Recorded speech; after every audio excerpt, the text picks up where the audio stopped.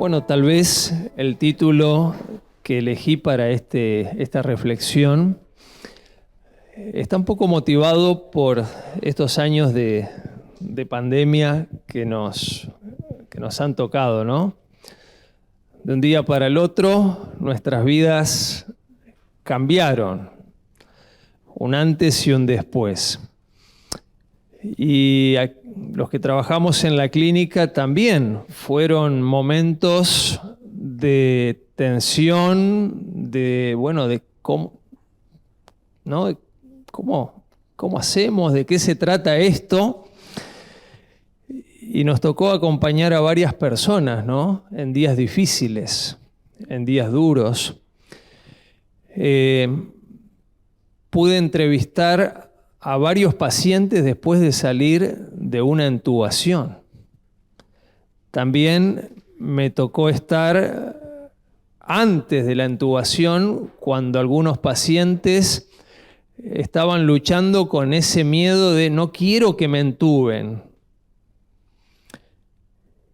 Y aquellos que salieron de la intubación fueron días duros, ¿no? En algunos casos, tener una oración y volver al otro día para encontrar a un paciente entubado y que no lograra salir. Pero aquellos que salieron, con varios de ellos pude charlar y yo veía que era como un niño que vuelve a nacer, ¿no? Que ahora vuelve a su casa. Y entonces les pregunté, ¿qué te dejó esta experiencia? Y creo que un poco esa respuesta que a mí me impactó, porque todos me dijeron lo mismo, con distintas palabras. Todos me dijeron, me doy cuenta que tengo que empezar a vivir la vida de manera más plena. Yo estaba corriendo con tantas cosas, que el trabajo, que el ritmo de vida, y ahora me doy cuenta la importancia de la familia, la importancia de los amigos, la importancia de la fe. Y en estos años vengo elaborando esa respuesta que para mí fue fuerte, escuchar que todos me dijeran lo mismo. Jesús habló de la importancia de la preparación para el encuentro con Él. De hecho, si me acompañan en Mateo capítulo 25, vamos a encontrar una serie de parábolas muy conocidas que aparecen después de este sermón de Jesús en el capítulo 24, cuando habla de las señales del tiempo del fin, y termina con estas parábolas, que ya empiezan, las últimas parábolas están ahí en el capítulo 24, al final, y todo el capítulo 25. Se las conoce justamente como parábolas de la preparación. Las he leído muchas veces y últimamente he vuelto a leerlas, especialmente la primera, que siempre me impactó. Esta historia, la parábola de las 10 vírgenes, que quiero invitar a que hoy podamos volver a darle una miradita a esta historia que Jesús contó. Entonces el reino de los cielos será semejante a 10 vírgenes que tomando sus lámparas salieron a recibir al esposo. 5 de ellas eran prudentes y 5 insensatas. Las insensatas, tomando sus lámparas, no tomaron consigo aceite, mas las prudentes tomaron aceite en sus vasijas juntamente con sus lámparas. Y tardándose el esposo, cabecearon todas y se durmieron. Y a la medianoche se oyó un clamor: aquí viene el esposo, salid a recibirle. Entonces todas, aquellas vírgenes se levantaron y arreglaron sus lámparas. Y las insensatas dijeron a las prudentes, dadnos de vuestro aceite porque nuestras lámparas se apagan. Esta es la frase más fuerte de la parábola, ¿no? Nuestras lámparas se apagan. Mas las prudentes respondieron diciendo, para que no nos falte a nosotras y a vosotras, id más bien a los que venden y comprad para vosotras mismas. Pero mientras ellas iban a comprar, vino el esposo y las que estaban preparadas entraron. Y esta es la frase central de la reflexión. Las que estaban preparadas entraron. Entraron con él a las bodas y se cerró la puerta. Después vinieron también las otras vírgenes diciendo, Señor, Señor, ábrenos. Mas él respondiendo dijo, de cierto os digo que no os conozco. Velad pues, porque no sabéis el día ni la hora en que el Hijo del Hombre ha de venir. Imagínense esta escena que era muy conocida. Las bodas judías tenían 3 momentos. El primer momento era cuando se celebraba el compromiso, que era un acto formal entre los padres de los novios. Y se acordaba la boda. Luego venía un segundo momento que era el desposorio, cuando los novios hacían un compromiso formal, y después de esto venía la boda aproximadamente un año después. Y el relato nos mete en la escena. Estas chicas que esperaban que llegara el novio porque la tarea de ellas era escoltar ese momento cuando el novio venía a la casa de la novia y la conducía, y juntos en ese desfile nupcial iban juntos acompañados y escoltados con estas doncellas que iluminaban ese camino hasta llegar a la casa del novio donde se iba a celebrar la ceremonia. Pongámonos en la cabeza el momento, una boda, alegría, expectativa. Las chicas estaban preparadas, estaban bien peinaditas, perfumadas, sus ropas bien planchaditas, lucían impecables. Pero dice la historia que hubo una especie de demora y el novio no llegaba. Normalmente es normal que en las bodas haya alguna demora, ¿no? Y veo algunas sonrisitas, pero normalmente la que se demora es la novia, ¿no? Casi que si la novia llega a tiempo, como que no tiene gracia, como que se tiene que demorar un poquito. Pero en este caso es el novio el que está demorado o aparentemente demorado.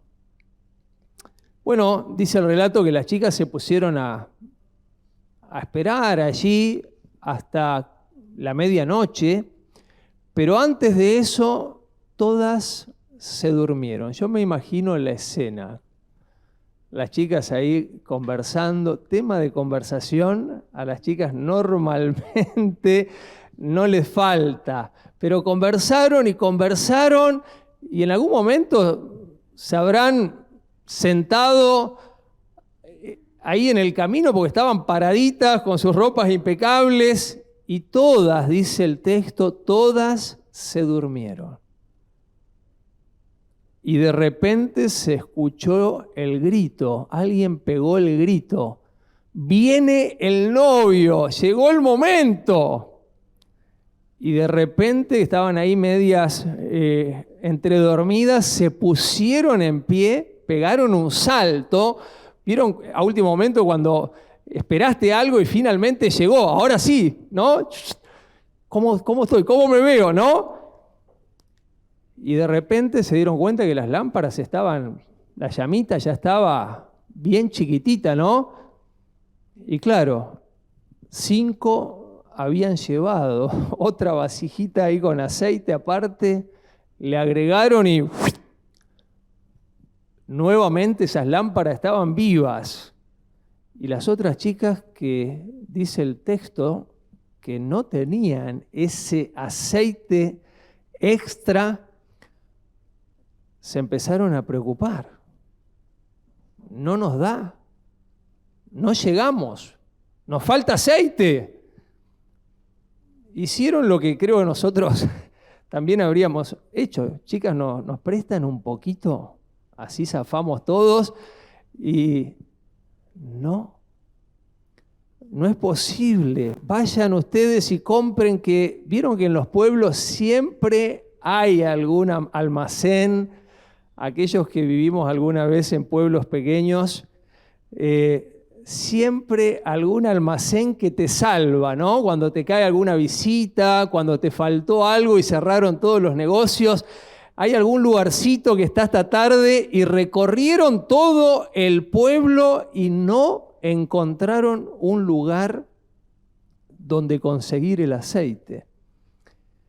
Y finalmente dijeron, bueno, ya está. Nos perdimos el desfile, pero no nos vamos a perder la fiesta. Lo mejor, vamos por lo menos para el lugar de la fiesta.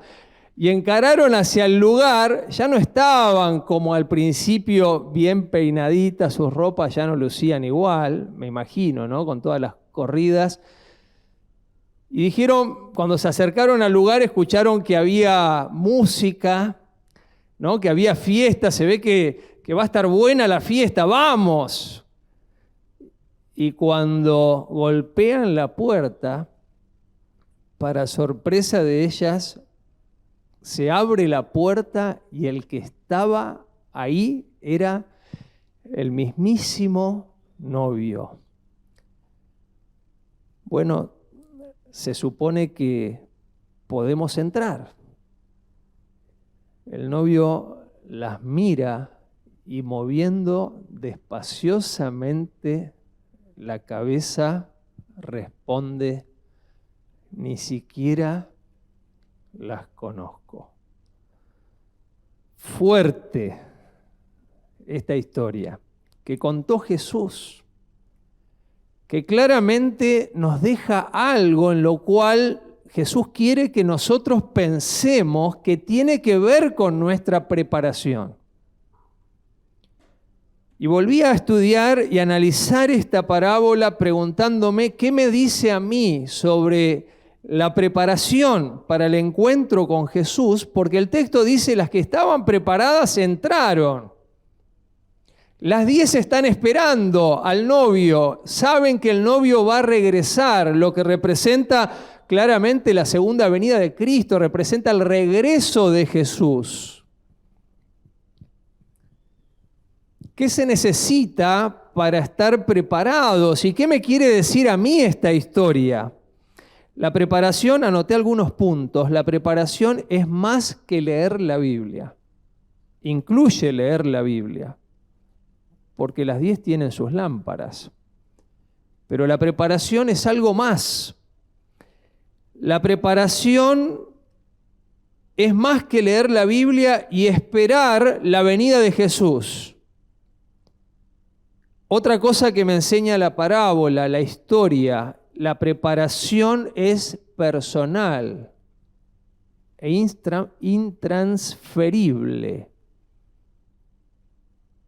Yo no puedo prepararme por vos, ni vos podés prepararte por mí. Podemos ayudarnos, sí, pero cada uno tiene que hacer algo con su preparación personal. La preparación tiene que ver con el Espíritu Santo, el elemento aceite. Creo que todos sabemos que el aceite tiene que ver con el Espíritu Santo.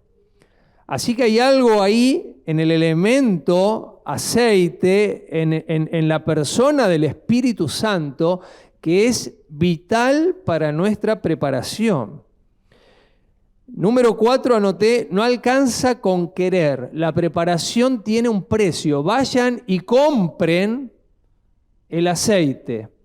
Hay algo, hay un precio. Otro punto que me impactó al volver a estudiar la historia es pensar que la preparación está ocurriendo en una iglesia que no es perfecta y que parece que está dormida, pero que pronto despertará. Amén. Porque en la historia las 10 se duermen. La preparación está ocurriendo en una iglesia que está, sí, media dormida, pero que pronto despertará. En Apocalipsis capítulo 19, versos 7 y 8, hay una referencia que la conecté con la parábola, donde dice San Juan, inspirado por el Espíritu Santo, dice, han llegado las bodas del Cordero y su esposa se ha preparado y a ella se le ha concedido. Esa frase me hizo ruido. Se le ha concedido que se vista de lino fino, limpio y resplandeciente, porque el lino fino son las acciones justas de los santos. Este texto nos dice que la preparación es algo que se nos concede, pero que al mismo tiempo depende de nosotros. Es decir, hay algo que tengo que recibir, que Dios me puede dar, Él me puede habilitar, Él me tiene que preparar, pero yo tengo que querer, yo tengo que colaborar, yo tengo que estar predispuesto para que eso ocurra. ¿Qué significa esa doble porción del aceite? También lo conecté mientras estudiaba de nuevo la historia. ¿Se acuerdan con Elías y Eliseo? Cuando Elías le dice a Eliseo, pide algo, y Eliseo pide una doble porción del espíritu que hay en ti. Y me puse a leer un poquito más el contexto, porque esta parábola forma, como dije al principio, parte de una serie de parábolas que hablan sobre la preparación. Y si vamos al capítulo anterior, el capítulo 24, donde empiezan estas parábolas, vamos a encontrar al final, noten ustedes el versículo. Voy a leer del 37, Mateo 24, del 37 en adelante. Mas como en los días de Noé, así será la venida del Hijo del Hombre, porque como en los días antes del diluvio estaban comiendo, bebiendo, casándose y dando en casamiento hasta el día en que Noé entró en el arca, y no entendieron hasta que vino el diluvio y se los llevó a todos. Así será también la venida del Hijo del Hombre. Y acá Jesús compara su venida con los días de Noé. Noten que el verso 38 dice, como en los días antes del diluvio, y utiliza en un momento la palabra hasta el día en que Noé entró en el arca y no entendieron, verso 39, y aparece un segundo hasta. ¿Cuántos días pasaron entre el primer hasta y el segundo hasta? Cuando entraron en el arca y cuando empezó a llover, porque la puerta se cierra ¿cuándo? La puerta se cierra cuando entraron en el arca, pero dice que ellos se dieron cuenta que estaban perdidos, los que se quedaron afuera, se dieron cuenta en el segundo hasta, cuando empezó a llover. Es decir, 7 días después se dan cuenta que están perdidos, pero en realidad la puerta ya se había cerrado 7 días antes.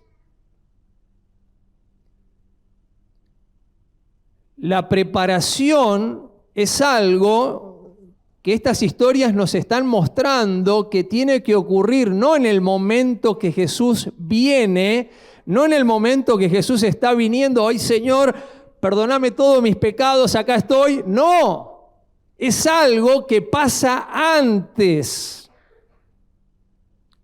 en nuestra vida.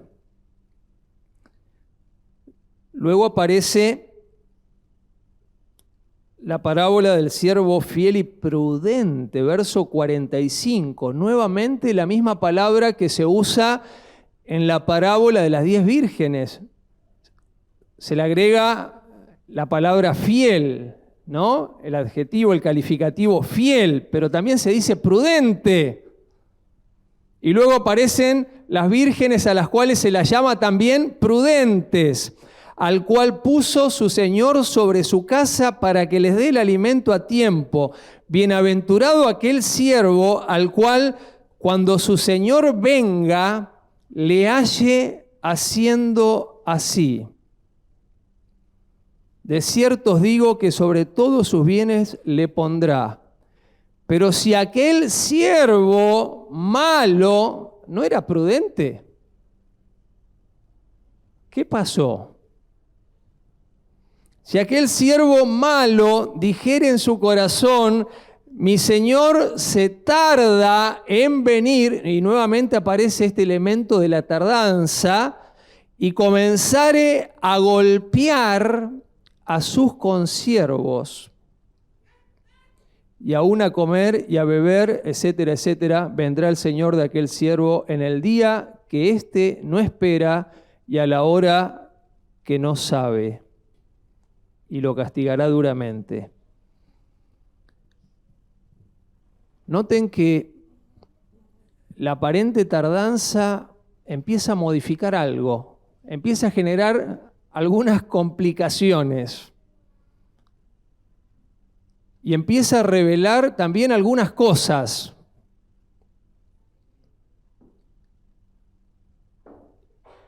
La historia dice que por la tardanza empezó a golpear a sus consiervos. Cuando nosotros perdemos el foco de nuestra preparación y nuestro encuentro con el Señor y sacamos la vista de Él y de esa meta, comenzamos a golpearnos entre nosotros. Comenzamos a perder el objetivo de por qué estamos acá. Eso nos dice el contexto.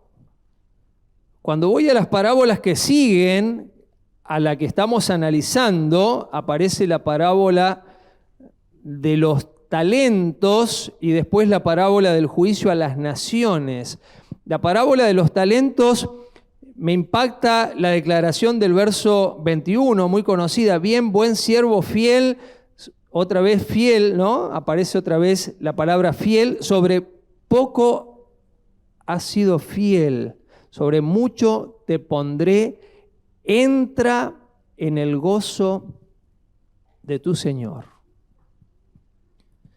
Luego en la parábola del juicio a las naciones se habla claramente del amor al prójimo, claramente de un otro, como parte de nuestra preparación. Entonces volví con todos estos elementos a estudiar y preguntarme, ¿hay algo más en la parábola de las 10 vírgenes? Porque ¿qué significa recibir el Espíritu Santo? Todos. Bueno, ¿cuántos quieren el Espíritu Santo en su vida? Todos vamos a levantar la mano. Pero ¿qué significa realmente y qué nos están diciendo estas historias sobre lo que Dios quiere hacer en nuestras vidas previo al encuentro con Jesús? ¿Cuál es la obra de preparación que Dios quiere hacer en nuestros corazones?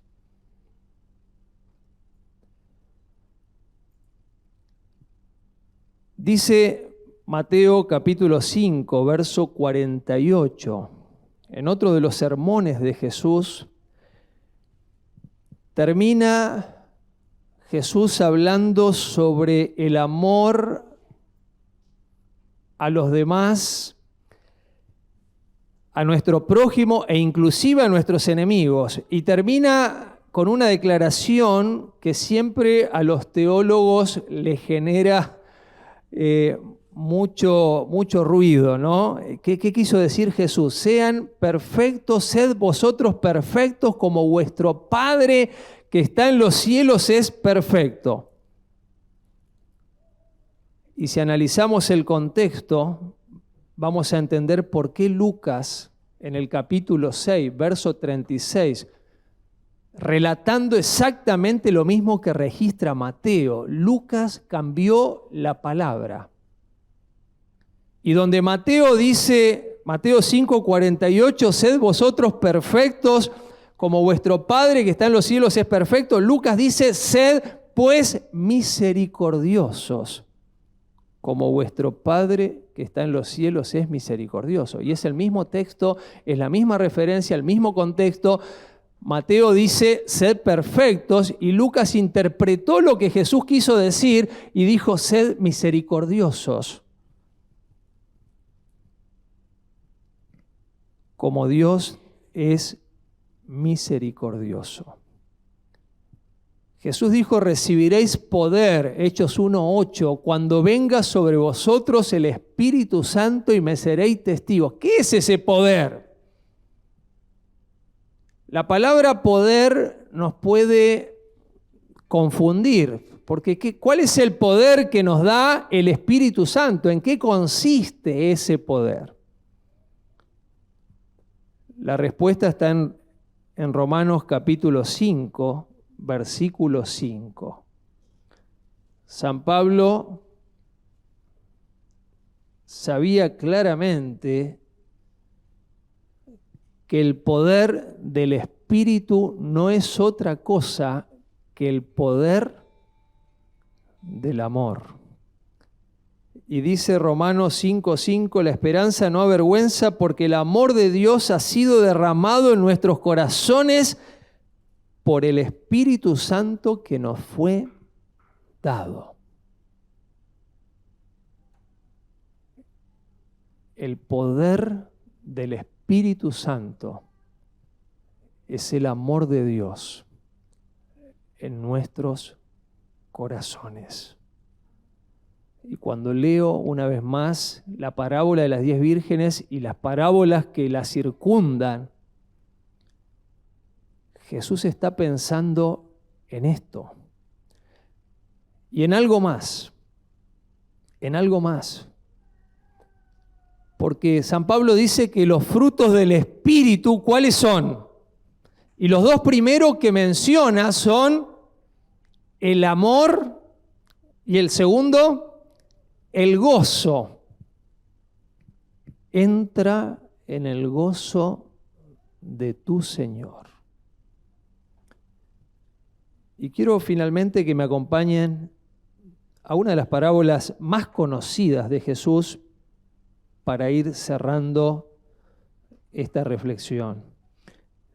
En San Lucas 15, la parábola del hijo pródigo, verso 25. El hijo mayor estaba en el campo.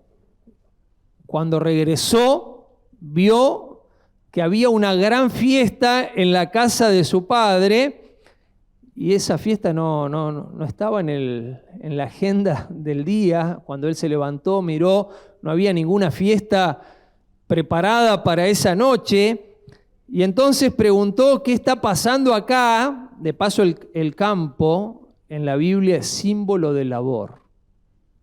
Este es un hijo comprometido, es un buen adventista, porque cuando el padre salió, dice el texto que él se enojó. Cuando se enteró que había una fiesta y que era una fiesta por su hermano, se enojó. Y el padre salió y le rogaba que entrase. las que estaban preparadas, quiero que vean la conexión, las que estaban preparadas entraron. Y su padre le rogaba que entrase. No somos nosotros los que estamos clamando y rogando a Dios. Es Dios el que nos está rogando y clamando. Entra, no te quedes afuera. Y el hijo le dice al padre: tantos años que te sirvo, no habiendo desobedecido jamás, cumplía todos los mandamientos. Era un buen creyente. Pero ¿qué es lo que le falta? Tiene la Biblia, tienen sus lámparas, están esperando que regrese el novio. Venimos todos los sábados a la iglesia, conocemos, sabemos. Él mismo lo dice: nunca me has dado ni un cabrito para gozarme con mis amigos. Perdí el gozo. Perdí el gozo de ser un cristiano. Perdí el gozo de esperar la segunda venida de Cristo, el glorioso día que dice Pablo que el Señor me dará la corona no solo a mí, sino también a los que aman su venida.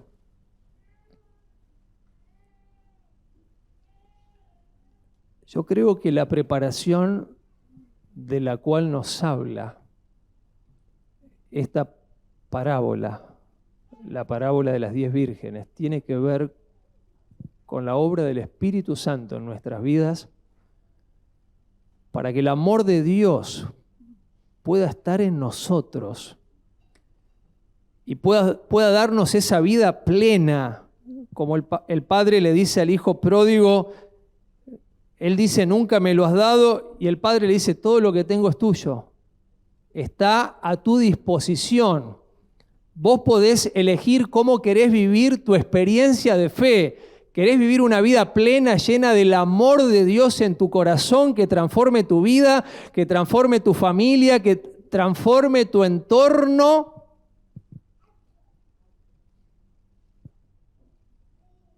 Por eso les decía que me impactó la declaración, me impactaron las declaraciones de los pacientes que salieron de la intubación por el COVID y me decían: quiero ahora algo diferente, quiero una vida plena.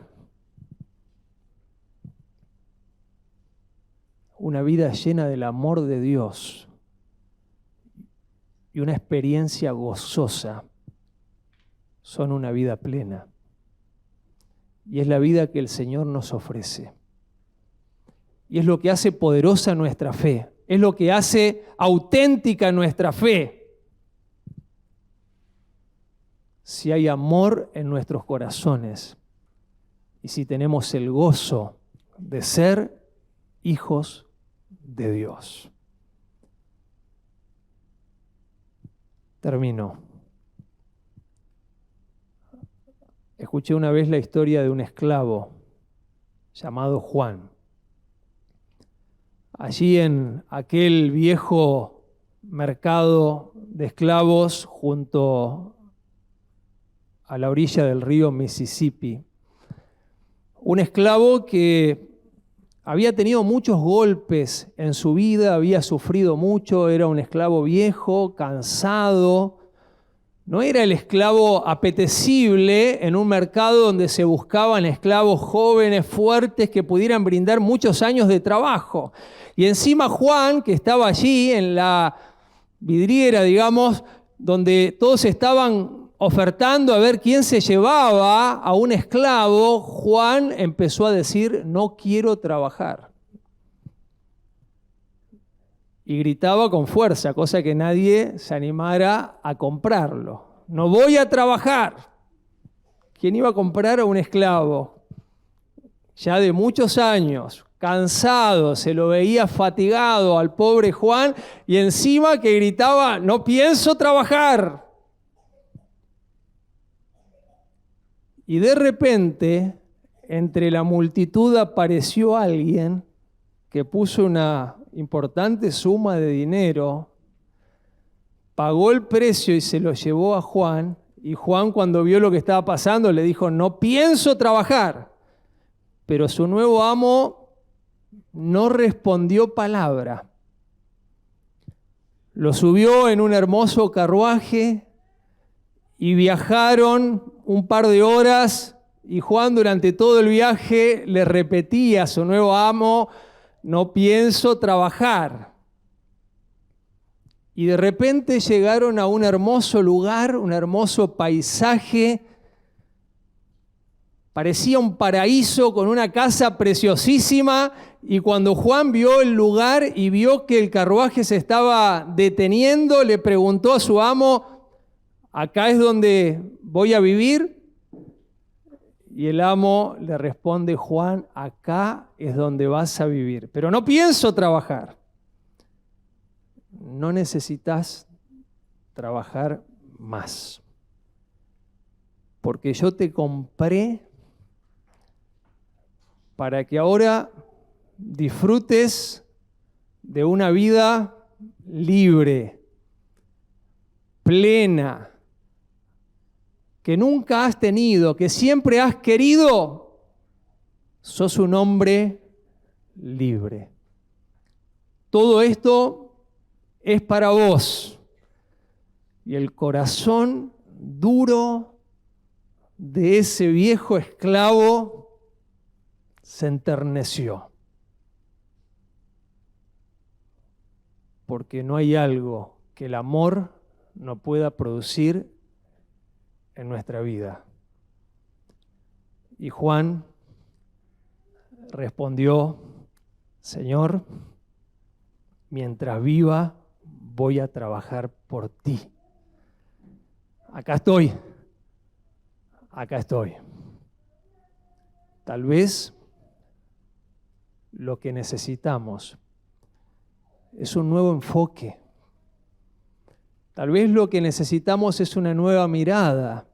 Tal vez lo que necesitamos es poner los ojos en el amor maravilloso y en la misericordia tan grande que el Señor tiene con cada uno de nosotros, y entender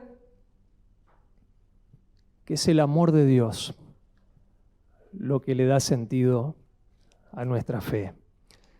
Y ese amor quiere llenar nuestros corazones, y quiere también que nuestra experiencia cristiana sea una experiencia feliz. Y que esperemos la venida del Señor, así como Juan diciendo: Señor, mientras viva, al entender cuánto me amas, cuánta misericordia has tenido conmigo, quiero que me uses, quiero poner mi vida en tus manos, quiero ser un buen padre, quiero ser un buen esposo, quiero ser un buen compañero de trabajo, un buen amigo, quiero ser un buen hijo tuyo. Quiero que me des tu amor, que tu amor pueda estar en mí, y quiero sentirme feliz, gozoso de ser un hijo de Dios. Que el Señor nos bendiga y que podamos pensar en esto, en la importancia de que estas cosas ocurran en nuestra vida para encontrarnos muy pronto con nuestro amado y grandioso Señor. Amén.